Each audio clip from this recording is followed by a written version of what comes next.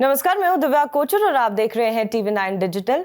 इस वक्त हमारे साथ स्टूडियो में मौजूद है एक्टर सलीम दीवान, जिनकी फिल्म आने वाली है आलिया बासु गायब है। तो चलिए इनसे जानते हैं फिल्म से जुड़ी कई दिलचस्प बातें। सलीम जी, आपका TV9 में बहुत बहुत स्वागत है। Thank you very much. सबसे पहले तो आप दिल्ली से हैं? नहीं, मैं राजस्थान से हूँ, झुंझुनू से। अच्छा, आप राजस्थान के रहने वाले हैं? नेटिव प्लेस राजस्थान है, वैसे मैं बॉम्बे रहता हूँ बहुत सालों से। Last 2 decades I am here in Mumbai only. जी, हाल ही में मैंने आपकी फिल्म का ट्रेलर देखा, आलिया बासु गायब है। बहुत ही थ्रिलर, मतलब थ्रिलर तो फिल्म है ही, लेकिन वो पूरे ट्रेलर को देखकर मुझे ऐसा लग रहा है कि पता नहीं क्या हो रहा है, क्या होने वाला है। अच्छा, अब्डक्शन तो दिख रहा है उसमें कि आपने किडनैपिंग की हुई है और वो आपके साथ कुछ माइंड स्ट्रैटेजी भी अपना रही है, लेकिन वो बहुत ही मिक्स था। तो मैं आपसे जानना चाहूंगी कि आखिर ये कहानी क्या है? ये एक्चुअली कहानी है, बिल्कुल आपने जो देखा उतना ही नहीं है। फिल्म बहुत वाइड है, बहुत ट्विस्ट है, बहुत टर्न्स है, बहुत सस्पेंस है, डेफिनेटली थ्रिलर तो है ही। ये कहानी है, I don't want to reveal much about the film, but मैं इतना से बताऊंगा कि ये कहानी किडनैपिंग पे बेस्ड है, बट किडनैपिंग नहीं है, सिर्फ किडनैपिंग नहीं है, बहुत मसाला है इसके अंदर और फुल ऑफ एंटरटेनमेंट। एंड इसमें 3 ही कैरेक्टर हैं। सो उसमें एक विनय सर है, राहिमा सेन है और एक कैरेक्टर मैंने पोर्ट्रे किया है। So it's very interesting film, बहुत मजा आया। वो ट्रेलर में आप तीनों ही दिख रहे हैं। राहिमा तो दिख रही हैं, जो बेचारी के साथ आप दोनों जो जुल्म कर रहे हैं, और विनय पाठक, मतलब वो भी दोनों एक्सट्रीमली टैलेंटेड एक्टर हैं। तो अगर बात करें कि राहिमा के साथ आप, मुझे लगता है कि बॉलीवुड डायरीज में भी जब आपने डेब्यू किया था तो आपने राहिमा के साथ नहीं, हम एक फिल्म का हिस्सा रहे हैं, बट हमने स्क्रीन साथ में शेयर नहीं किया। अच्छा, स्क्रीन शेयर नहीं किया। हाँ, तो 3 डिफरेंट स्टोरी थी। एक स्टोरी मेरी थी और एक राहिमा सेन की थी और एक आशीष विद्यार्थी जी की थी। जी, या तो इस फिल्म में राहिमा के साथ काम करना, बट ऑफ द कैमरा हम लोग अच्छे दोस्त बने हैं। और अच्छा, ऑफ द कैमरा अगर अच्छी दोस्ती हो तो स्क्रीन पे वो झलकता है? हाँ, थोड़ा सा कंफर्टेबल होता है काम उसके बाद आप इतना जुल्म कर रहे हैं उन पे, तो वो कैसे जस्टिफाइड है? फिर भी उनको बुरा नहीं लगेगा। वो तो राहिमा से हमें पूछना पड़ेगा। या अच्छा होता है जब आप एक्ट्रेस को जानते हो, तो आपको काम करने में थोड़ा सा ईज होता है। और फिर आप रियल पर्सनैलिटी से हट के आप उस कैरेक्टर में चले जाते हो, तो आप भूल जाते हो कि आप रियली आप फ्रेंड थे, आप रियली क्या कैरेक्टर हो। तो वैसे ही उस फिल्म में ये जो मेरा जो कैरेक्टर है वो रियली बहुत डिफरेंट है। और इसमें लाइक बहुत सारे चैलेंजेस थे मेरे सामने, इसको कैसे पोर्ट्रे करूँ मैं। सो एक सेम टाइम पे उसे बहुत सारे इसके प्लान्स हैं, इसकी आइडियाज़ हैं, इसके ट्रिक्स हैं, और इसने कुछ पास्ट है जिसको लेके वो चल रहा है। सो बहुत सारा कुछ था। तो वो स्क्रीन पे आपको देखने को मिलेगा। 9th को फिल्म रिलीज है, 9th of August। जी, जब आपके पास ये कहानी आई तो आपके दिमाग में पहली चीज़ क्या आई? मेरे दिमाग में पहली चीज़, आपको पूरी कहानी सुनाई गई थी पहले? मुझे पहले पूरी कहानी सुनाई गई जी। और मैं बहुत फिल्में देखता हूँ, बहुत सिनेमा देखता हूँ, वर्ल्ड सिनेमा देखता हूँ जी। बट ऑनेस्टली स्पीकिंग मैंने इतनी ट्विस्ट वाली स्टोरी, इतनी थ्रिलर, इतना सस्पेंस जो अनएक्सपेक्टेड ऑडियंस के लिए मैंने पहली बार सुनी। अच्छा। और फिर मैंने स्क्रिप्ट को पढ़ा। मैं जब स्क्रिप्ट को पढ़ रहा था, मैं बार 2 बार पढ़ा। फिर मैंने हमारी फिल्म की जो डायरेक्टर प्रीति सिंह, उनको कॉल किया। मैंने बोला, प्रीति मैं ना रिलेट नहीं कर पा रहा हूँ इस कैरेक्टर से, क्योंकि किडनैप तो मैंने लाइफ में कभी सोचा ही नहीं कि मैं किसी को किडनैप करूँगा, ऐसा थॉट भी नहीं आया मुझे। सो मैं कहीं ना कहीं मैं इसकी लेयर्स को टच नहीं कर पा रहा हूँ, इसमें घुस नहीं पा रहा हूँ। तो उन्होंने फिर मुझे पूरा स्टोरी सुनाया कि कहाँ से ये आता है कैरेक्टर, इसकी अपब्रिंगिंग कहाँ हुई, कहाँ इसने टाइम स्पेंड किया और इसके फ्यूचर प्लान्स क्या है।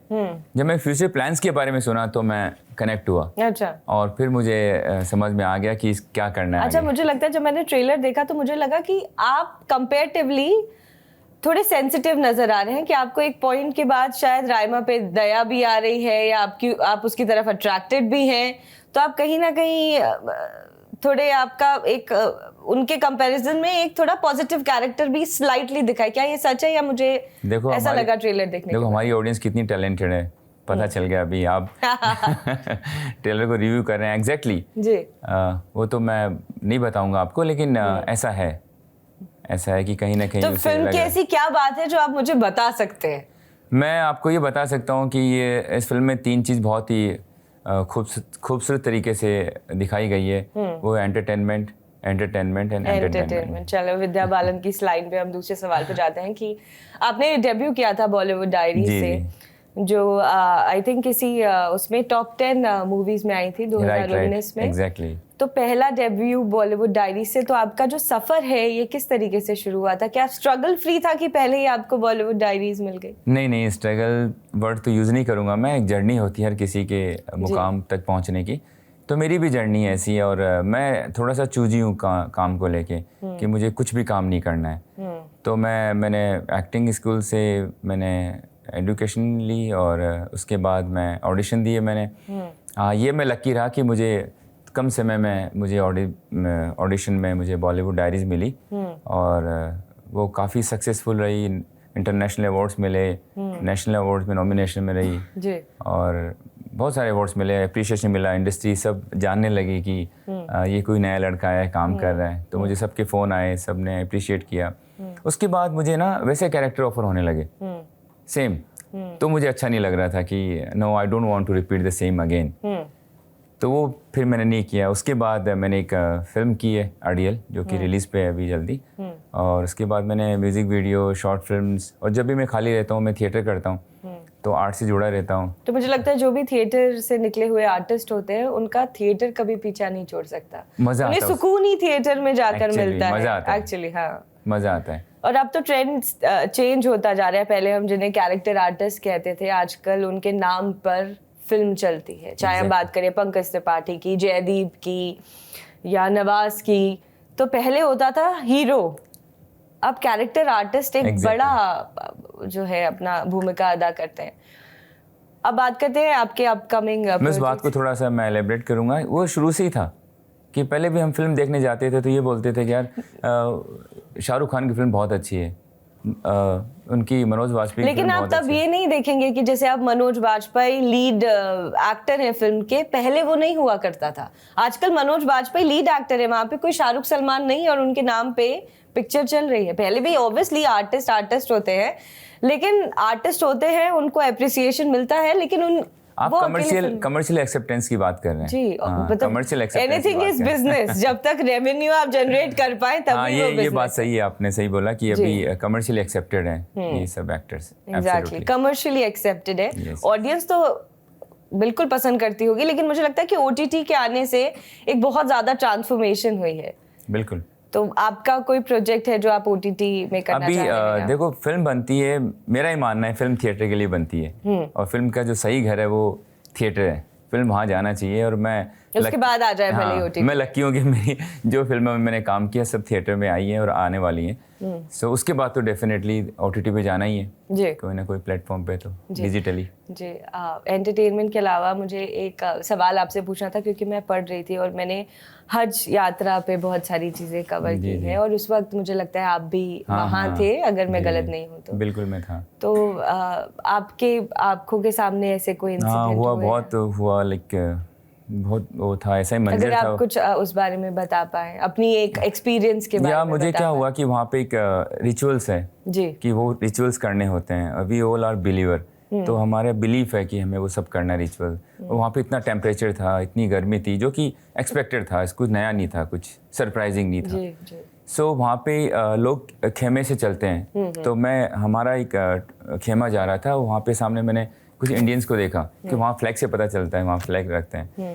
तो कुछ इंडियंस थे। अच्छा, हर कंट्री के flag, country to country flag होते हैं, उससे आप इसको रिकॉग्नाइज करेंगे कि ये कौन सी कंट्री से। तो फिर मैंने उनको, वो बहुत लाइक अनकॉन्शियस थी फैमिली, तो मैंने उनको बोला कि आप उनके पास कुछ नहीं था, no water, no like glucose powder, कुछ भी नहीं। अब इतना केयरलेसली, इतना टेम्परेचर में आप ये रिचुअल पूरे करने के लिए जा रहे हो, तो वो तो गलत बात है। तो बाकी वहाँ पे फैसिलिटीज तो बहुत फैसिलिटीज है, सब कुछ है, सब कुछ था वहाँ पे, बट अब केयरलेसनेस का तो फिर रिजल्ट क्या होगा जी। सो वो मुझे लगा, फिर हमने उनको साइड लेके गए, उनको बिठाया कि इतना कोई ज़रूरी नहीं रिचुअल करना, सबसे इम्पोर्टेंट है आप अपने खुद को बचाओ। आप ये भी बोला गया है धर्म में और ग्रंथ में कि खुद की सुरक्षा भी ज़रूरी है जी। सो ऐसा बहुत कुछ हुआ कि काफ़ी कंट्रीज़ की, इंग्लिश कंट्रीज़ थी जो खासकर वो ठंडे देशों से आते हैं, उनको इंटॉलरेंस था वहाँ पे इस टेम्परेचर में, तो वो सब आंखों के सामने देखा। खैर वही है, लाइक ज़िंदगी एक दिन तो चले जाना है दुनिया से। और कुछ लोगों के लिए वो एक मन के लिए भी होता है कि जब हम हज यात्रा के लिए गए तब वहाँ पे हम लाइक ये भी होता ही है जी। तो ये सब चीज़ों पर आपका क्या कहना है कि ये एस्पेक्ट है अपने रिलीजियस की, जब आप केदारनाथ की भी यात्रा करें, आप कहीं भी जाएं और ऐसा खुदा ना करे ऐसा कुछ हादसा हो जाए और कहीं ना कहीं उसे उस चीज़ से लिंक भी किया जाता है, तो इस पर आप क्या कहें? देखो हम लोग है ना, हमारा मानना है कि हम जीवन के बाद का एक जीवन, उस पर बिलीफ है हमारा जी कि इसके बाद एक जीवन और है, स्वर्ग और नरक और जन्नत और दोज़ख, उस पर बिलीफ है। जब आपका उस पर बिलीफ है तो फिर आपको किस तरीके से वहाँ पे जाना है, तो वो होता है कुछ हमारे ग्रंथों में कि आप यहाँ पे जाके अगर आपकी अंतिम सांसें होंगी तो आपको शायद वो स्वर्ग मिलेगा, जन्नत मिलेगी। तो सबका बिलीफ है, तो आप बिलीफ में तो कोई क्वेश्चन नहीं है जी।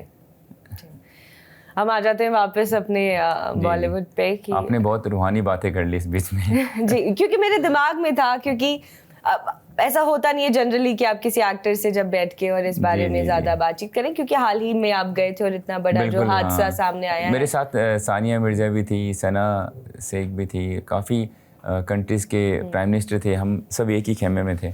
तो वहाँ VIPs खेमे भी होते हैं, तो उनमें थे। तो बट वहाँ एक ही है कि लाइक आप 5 डेज़ तक है ना, आपकी चप्पल है और ऊपर एक वाइट कपड़ा है और कुछ भी नहीं है, बस वाइट कपड़े को कवर करके रखते हैं। आप एक्चुअली आप ज़मीन पे आते हैं कि आपके पास इतनी है, इतने फैंस है, इतनी ऑडियंस है, लग्जरी कार्स है, महल है, ये है वहाँ पे नो डिफरेंस, आप एक साथ हैं, सब पता नहीं चलेगा, नो सिक्योरिटी, नथिंग कि आप कौन हैं, आप कहाँ से आए हैं, नथिंग। वो पता चलता है कि ये रियलिटी है ज़िंदगी की। तो वो मुझे देखने को मिला, बहुत करीब से देखा मैंने ये सब चीज़। तो एक अलग फील है, उसको शब्दों में बयान करना मुश्किल है जी, बिल्कुल। कि आप कहाँ 5 डेज़ का वो रिचुअल होता है, उसमें आप जी रह के आए और फिर आप अपनी आंखों के सामने लोगों को मरते हुए देख रहे हो आप, और खुशी खुशी लोग जा रहे हैं। तो वो अलग माहौल होता है, अलग फील है, अलग ट्रांसफॉर्मेशन है आपका। तो मेरे में बहुत बदलाव आए उसके बाद जी। तो मैं थोड़ा शांत रहने लगा भी। चमक दमक की जिंदगी के बाद अगर आप वैसा कुछ देखें तो एक रियलिटी चेक मिलता है। बिकॉज इंसानियत से बड़ा कुछ काम नहीं है, कुछ काम नहीं है। आप कहीं भी जाओ, आप किसी रिलीजन की भाषा में बात करो, कुछ भी बात करो, इंसानियत से बड़ा कुछ भी नहीं है। सभी ग्रंथों में, धर्मों में, सब में यही लिखा है जी। तो वो मुझे बहुत करीब से देखने को मिला जी। हम आई थिंक बहुत सीरियस बातों में चले गए हैं।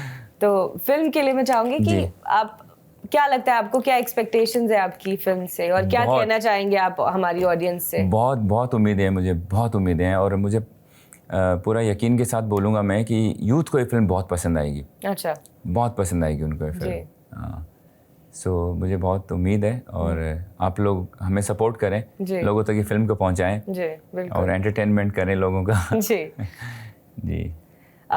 मुझे लगता है कि आपकी फिल्म हिट जाएगी और ऐसी तमाम फिल्मों के साथ आप वापस हमारे स्टूडियो आएंगे।